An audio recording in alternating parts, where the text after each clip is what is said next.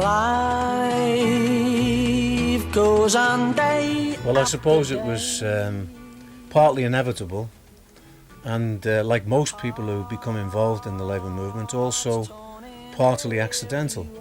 I come from a working class background from Merseyside. My family's always been of a Labour tradition, you could say. My father was to the left of the Labour Party, really looked towards Marxism in his youth, and always really put forward what in retrospect was really a kind of semi-Marxist position, if one could use that term. And I was always interested in politics from a very early age.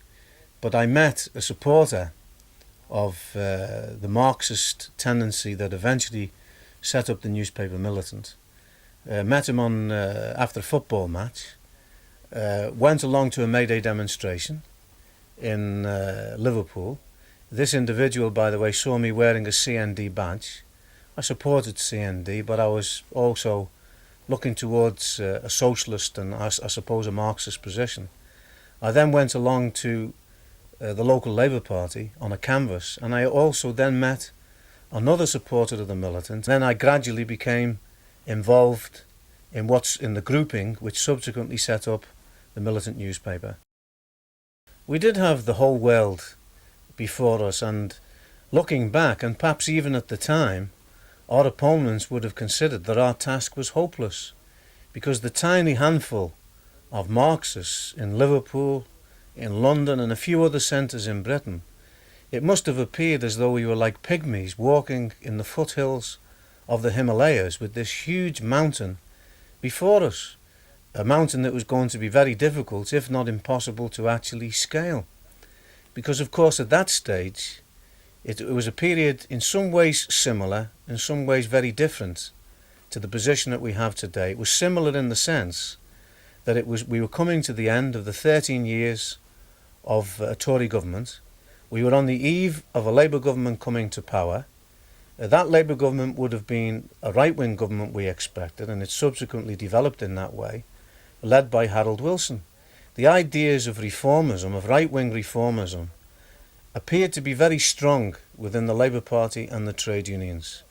Not only ourselves, but the left, the Tribune left, Michael Foot, people like Tony Benn, who only subsequently developed towards the left. They were a small minority within the Labour Party, and we were a minority of a minority. But we were confident that two factors would lead to the growth of a powerful Marxist tendency in Britain. On the one side, we had the priceless asset of a clear programme. We also had a clear perspective, and we also had willpower. We decided to concentrate our first work amongst the youth, because the youth are always open, if you like, to radical ideas. They are the ones who respond to a revolutionary appeal before other sections of the population. But we were primarily a working class tendency. You have to remember that the Militant led the 1964 apprentices' strike. The Militant also was involved in the 1960 apprentices' strike. We had a very powerful position amongst industrial unions in Liverpool, even before we became a large tendency. And the kind of ideas that we put forward, the programme that we put forward, which we campaigned on, was of course a day-to-day programme, on the issues which affected working people, of housing, of jobs, of the social services and so on.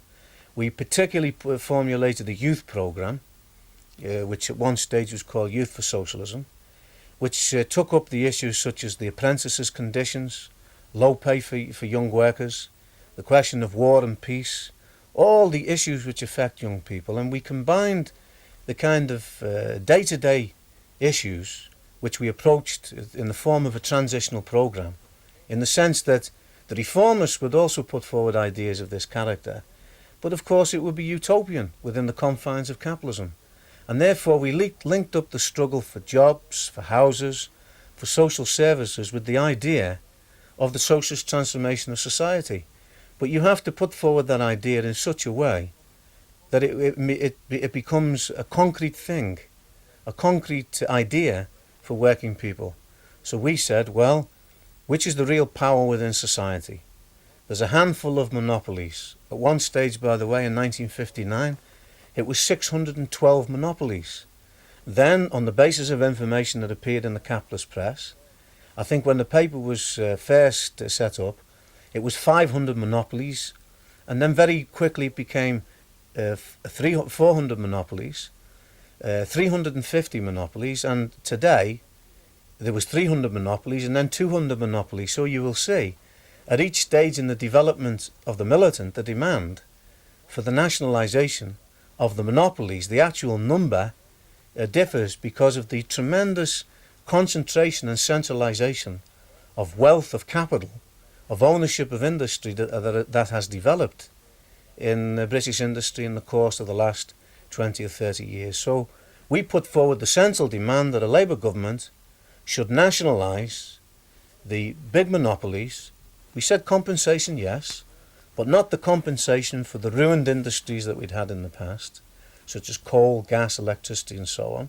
Lavish overcompensation, but compensation on the basis of proven need. And that programme, it got tremendous support from the more thinking sections of the youth and the advanced workers in the Labour Party and trade unions. And with the failure of the Labour government of 64 to 70, our influence rapidly developed, particularly amongst the youth. So ferry, cross the Mersey. The Labour Party national leadership has moved against the militant tendency in Liverpool.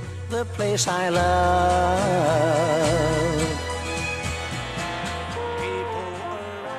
Tonight, live from Blackpool and the party conference, with me and representing militants, Peter Taaffe, editor of the Militant newspaper, and Tony Mulhern, prospective Labour parliamentary candidate for Liverpool Toxteth. We support a 35-hour week without loss in pay, a massive programme of public works, but we say that the next Labour government must nationalise not every grocer's shop, but the 200 monopolies that control 80 to 85% of the economy and introduce a socialist plan of production.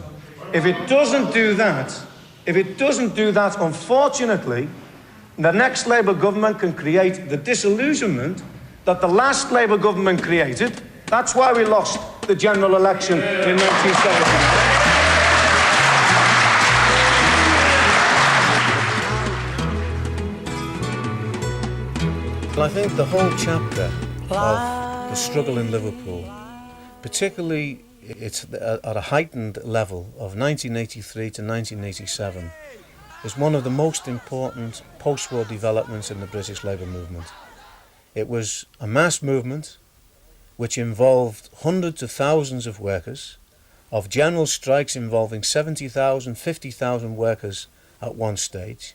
It's a movement that terrified the ruling class. I don't believe that's an exaggeration. It was the subject of article after article in the capitalist press. Instead of attacking the miners, instead of attacking Liverpool, there should be a badge of honour given to these two sections of the Labour movement for their courageous struggle.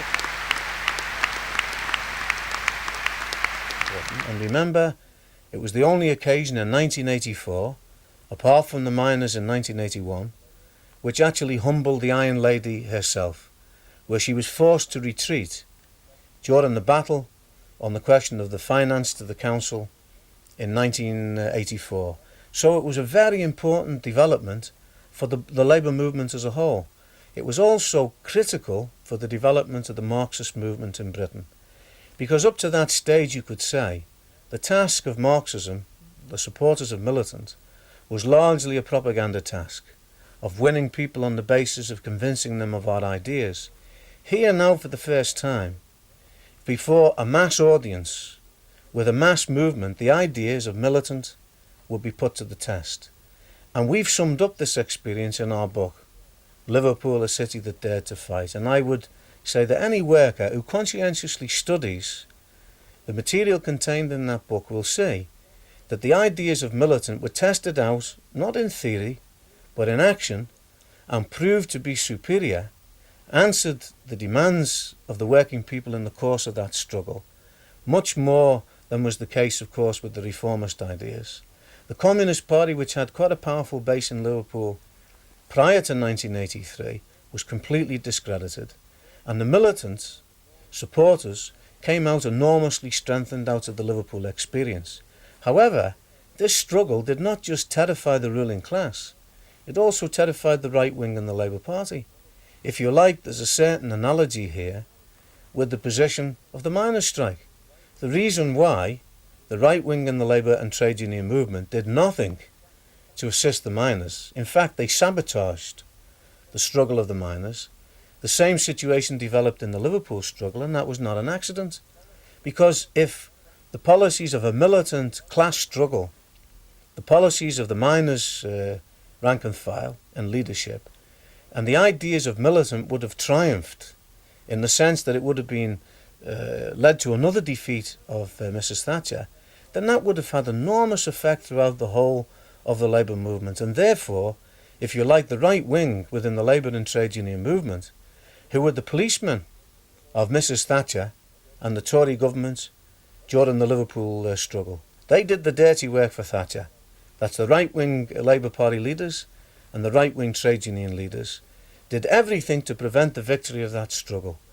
They haven't succeeded because all the gains of the Liverpool struggle were successful, but they managed to get the expulsion of a handful of the leaders, not on the basis of a democratic vote, by the way, but by manipulation, by intrigue, by manoeuvre, and also by the undemocratic wielding of the block vote of a handful of general secretaries. All of Mr. Kinnock's twists and turns are welcomed with ecstasy by the press barons.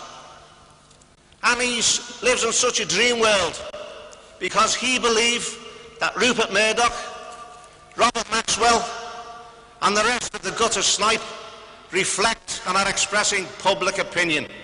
In spite of all the consequences of surcharge, of removal from office, of job victimisation, of crippling debts, if we had the same choice, we'd go down exactly the same road. Because to do anything else would have been a complete betrayal of the working class who elected us to office. So ferry, cross the Mersey, and always take me there, the place I love. I think there's even more of a case today for the battles that we fought 30 years ago, and we won some of those battles. It wasn't all losses. We were the people, that is Militant, now the Socialist Party, who took on Thatcher in Liverpool and defeated her. She was forced to give big concessions to the working class of Liverpool. We were the people also who mobilised 18 million people to defeat the poll tax. Because Militant, us, we beat her. Not once, but twice. It wasn't Neil Kinnock. It wasn't the national trade union leaders. It wasn't small groups, SWP or what have you. It was Militant, together with a mighty army of non-poll taxpayers. We were not involved in parlour games. We took on the executive committee of the ruling class, the government in Britain. Over 100 were jailed. 34 of those comrades were members of the Militant and members of this organisation. 18 million people to defeat the poll tax, and if you read Mrs. Thatcher's biography, you will see she admits in there that that battle, Paul, led to her resignation. It wasn't the EU. Life goes on day after day. Now, we call this event Socialism for a very special reason. Because after the collapse of Stalinism, the ruling class conducted an unprecedented campaign to discredit socialism, to discredit the class struggle, and an attempt to weld the working class in defence and in support of its system. In reality, what happened in Eastern Europe and Russia was not the discrediting of genuine democratic socialism, but really of a perversion of that marvellous idea in the form of the horrible caricature of Stalinism. This system is a system that is sick unto death. It is not an episodic crisis. It is a systemic crisis. It's a structural crisis of the system. All the parties that stand on this system are in crisis today. Above all, the bourgeois parties, the capitalist parties, but also the Social Democrats, or to be more precise, the ex-Social Democrats. And let us remember, what we call reformists have not always betrayed the working class. There have been periods in the past, in the Labour government of 1945 to 51, when they carried through a quarter of a revolution, if you like, with the nationalisation of coal, steel and so on, the creation of the National Health Service itself. But now the Social Democrats everywhere, not just in Britain, are the agents of counter-reforms, are presiding over cuts in the living standards of working people. When Lenny McCluskey a couple of months ago warned that if this goes on, the members of this union are preparing to break with Labour, and he said openly are looking towards a new Workers' Party. And he said this could happen after the election. We say to Lenny publicly here, as we said to him when we discussed in his office, that's too long, Lenny. The working class are looking for an alternative now. I always will stay. Imagine the effect of a socialist Britain, like a giant magnet pulling towards it iron filings. We could begin to reconstruct Europe on socialist lines. Once we do that, it will be the end of Stalinism, and even mighty American imperialism will be shaken to its foundations, as the comments of Harry DePaul and others would show. We have confidence in working people, not born of any blind faith, but we're confident on the basis of experience, on the basis of our programme. We can create a mass force in Britain that can reconstruct the labour movement on socialist foundations, that can lead the working class to power, if you like, that can establish a socialist Britain that will be the beginning of the end of capitalism and of the nightmare of Stalinism on a world scale. We're going to take the power out of your hands. We're going to take the economic power out of your hands. We're going to take the weapons out of your hands and turn them into plowshares. We're going to create a world which is free from the threat of environmental destruction. We're going to create a planned and organised and democratic socialist society that will transform the world. That's a goal we're fighting for. Go for it. Here